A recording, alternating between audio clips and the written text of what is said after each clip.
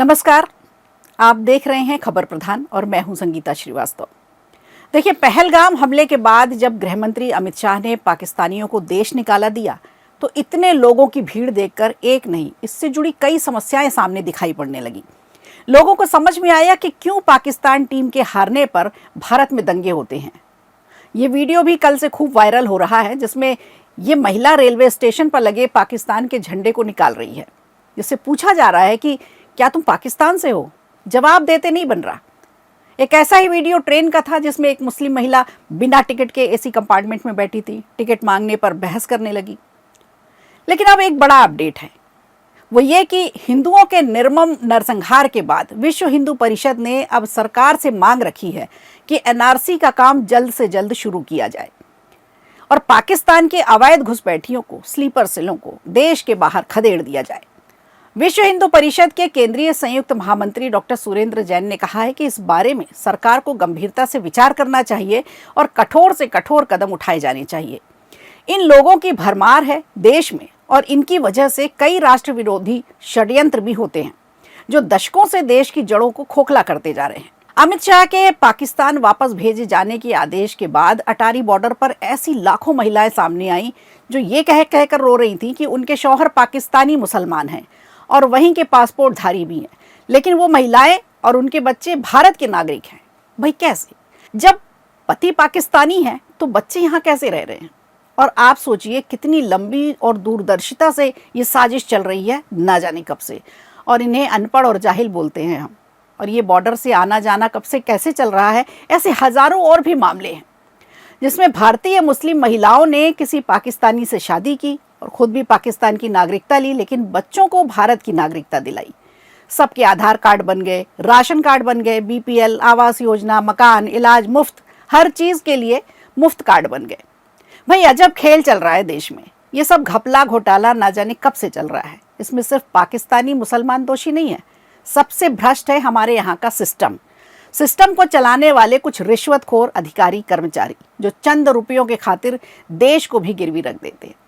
चाहे सरकार कितना भी कुछ कर ले, ये घुसपैठ दशकों से चल ही रही है। ये सब लोग भारत में मिल रही सुख सुविधाओं का लाभ तो लेते हैं, ये भारत के पैसे पर पलकर भारत की ही जड़ों पर आघात करते हैं। ये पाकिस्तान से प्रेम रखने वाले लोग हैं जो समय समय पर पाकिस्तान जिंदाबाद के नारे लगाते हैं और मुर्दाबाद के नारों पर भड़क जाते हैं। हमारी सरकारें और प्रशासन आज तक इनको सजा नहीं दे पाई। क्या पाकिस्तान में जाकर कोई हिंदुस्तान जिंदाबाद के नारे लगा सकता है? आप कभी सोच सकते हैं ऐसा संभव होगा? यहाँ भारत में कई राज्य ऐसे हैं जहाँ खूब धड़ल्ले से पाकिस्तान के झंडे लहराए जाते हैं। अभी 4 दिन पहले आप सबने देखा केरल की रैली में, जिसमें पाकिस्तान का झंडा लेकर लोग नारेबाजी कर रहे थे। कौन हैं ऐसे लोग? मध्य प्रदेश में क्रिकेट में पाकिस्तान हार जाता है तो महू में दंगे भड़क जाते हैं, मारकाट मच जाती है, 2 के घर बुलडोजर चल जाता है, 4 जेल भेज दिए जाते हैं। इनका भारत में कोई कुछ नहीं बिगाड़ सकता। आप सोचिए इतनी हिम्मत कहाँ से आती है? ये पाकिस्तानी स्लीपर सेल हैं जिन्हें सीमा पार खदेड़ा जाना बहुत ज़रूरी है और इसी को लेकर विश्व हिंदू परिषद ने सवाल उठाए हैं। सरकार से उनकी दरकार है कि एनआरसी लेकर आए, जिसमें हमारे ही देश में बैठे 2 गले गद्दारों की भी बहुत बड़ी भूमिका रहती है। उन्हें सपोर्ट करते हैं। विश्व हिंदू परिषद की मांग जायज़ है और भारत के जो अधिकृत नागरिक नहीं हैं उनके राशन कार्ड, आधार कार्ड, वोटर कार्ड की गहन जांच भी होनी चाहिए। उन्हें रद्द करके इन लोगों को भारत से बाहर कर देना चाहिए। उन्होंने कहा कि आगामी जनगणना के साथ साथ एनआरसी भी बन जाए और भारत के दुश्मनों और उनके स्लीपर सेल को तत्काल प्रभाव से बाहर कर देना चाहिए। ये बेहद ज़रूरी है। ये फैसला ऐसे समय लिया गया जब देश की सुरक्षा को लेकर चिंताएं बढ़ रही हैं। पहलगाम में हुए आतंकी हमले के बाद सरकार और सेना दोनों सावधान हैं।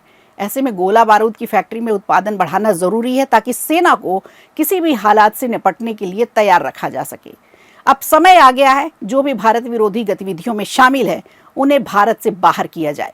ये देश का दुर्भाग्य है कि ऐसे स्लीपर सेल जो षड्यंत्र करते हैं भारत के खिलाफ, उनको रोते धोते दिखाकर, उनके प्रति दरिया दिली दिखाकर भ्रमित करने का प्रयास किया जाता है। अटारी बॉर्डर पर जो रो रहे थे उनसे सहानुभूति रखने के बजाय इस पर विचार होना चाहिए कि हमें ध्यान रखना चाहिए कि इन राष्ट्र विरोधियों के ऐसे षड्यंत्र कई दशकों से चल रहे हैं। लाखों महिलाएं भी इसमें शामिल हैं। जिहादी सेकुलर ताकतों के गठजोड़ भी उनकी सहायता करते रहे हैं। अब जब इनका पर्दाफाश हो ही गया है, ये संवेदना के नहीं, सहानुभूति के नहीं, बल्कि भारत से बाहर भेजे जाने के पात्र हैं। तो इन्हें देश के बाहर जाने का रास्ता दिखाना ही चाहिए था। भारत की डेडलाइन पूरी होने के बाद अब जो पाकिस्तानी नहीं लौट पाए हैं उन्हें 3 साल की जेल होगी, 3 लाख का जुर्माना देना होगा। सालों से भारत में जमे अवैध पाकिस्तानी अब वापस नहीं जाना चाहते, ये बड़ी अजीब विडंबना है। इस पर आपकी क्या राय है, हमें कमेंट बॉक्स में ज़रूर बताइएगा। नमस्कार। वीडियो अच्छा लगा हो तो लाइक कीजिए, शेयर कीजिए और कमेंट बॉक्स में हमें ज़रूर बताइए।